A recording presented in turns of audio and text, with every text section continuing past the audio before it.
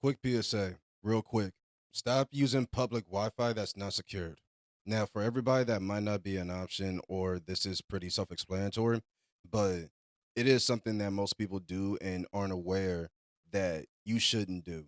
If you can find a public Wi-Fi network that has like, because I have an iPhone, I don't know how it looks on Android, but if you go into Wi-Fi when you're trying to find a public Wi-Fi network to use, if it doesn't have that little lock next to the signal like icon, then don't use it because that Wi-Fi network is not safe, especially if you are someone that's prone to buying stuff on different websites and apps and things, or you like to access personal information, or you just tend to access personal information while you're out in public while connected to like a sneaker store Wi-Fi network, maybe a movie theater Wi-Fi network, stuff like that.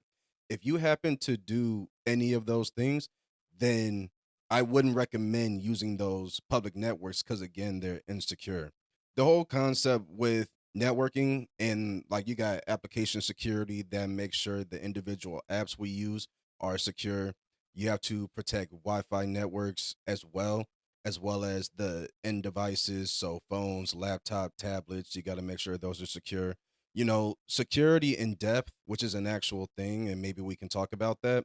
But the basic concept is you instill some type of security, well, really multiple points of security at different levels of a computer network.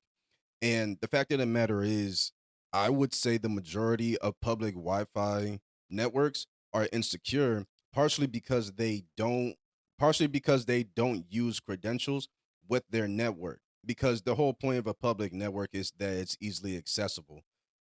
Don't mind my monitor if you notice it blinking on and off. I don't know why the heck it's doing that. I think most public Wi-Fi networks are insecure because by nature they want as many people to be able to connect to it as much as possible for the sake of convenience.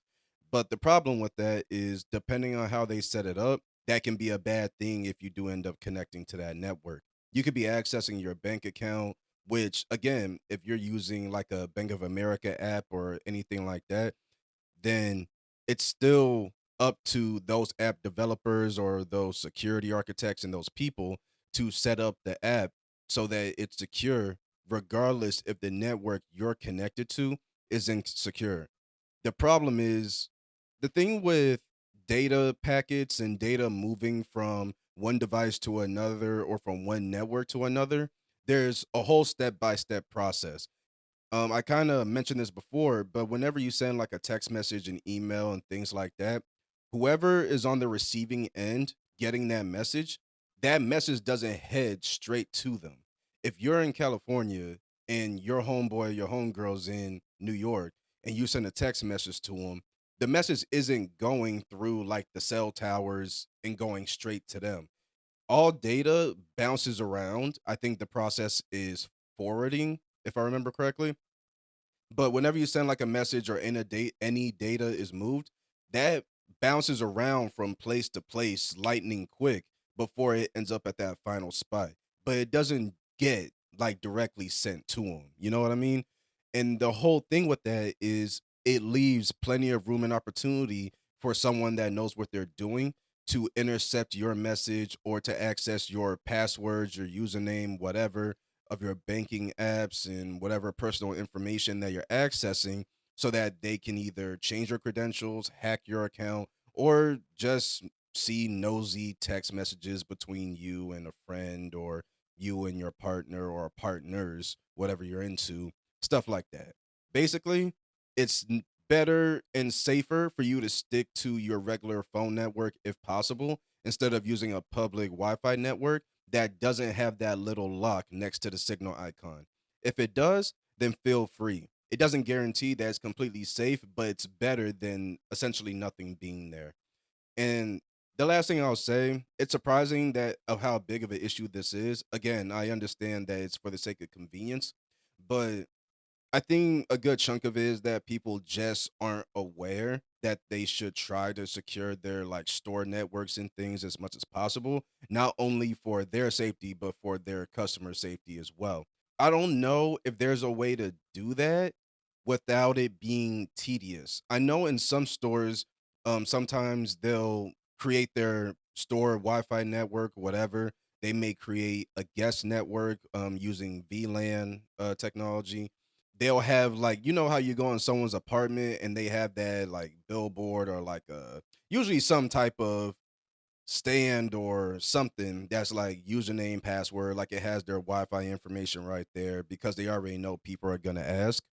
And some stores do that, but I find that's pretty rare. Most are either insecure or if you go to a place like say Starbucks, they're pretty good for this. At the very least, when you try to connect to their Wi-Fi network, hotels are good for this as well. Then usually some other website right after you connect to that Wi-Fi network pops right up. And then it's like, do you accept the rules of using our network and all that stuff?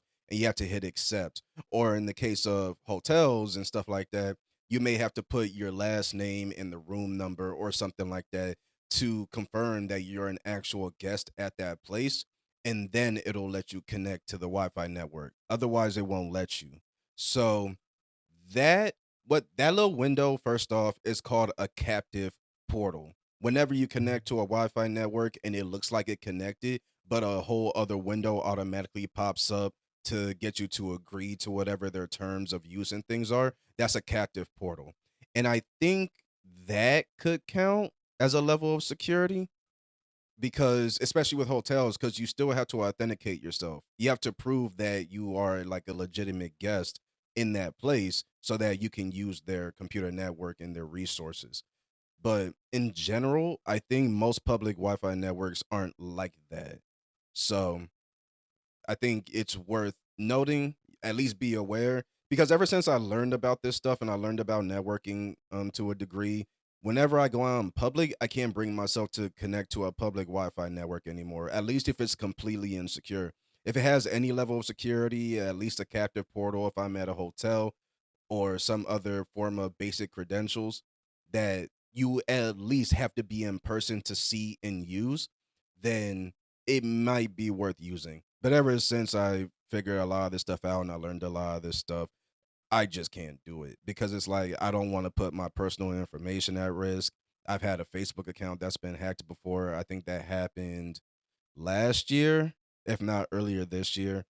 And supposedly it was someone like, well, I was in Texas at the time, and apparently it was someone like all the way in the Midwest. So, even when your stuff is secure or I don't even touch my Facebook, so I wonder like when that happened, like when they managed to get my credentials. But another thing, speaking on top of that, is use multi-factor authentication or two-step verification if you can.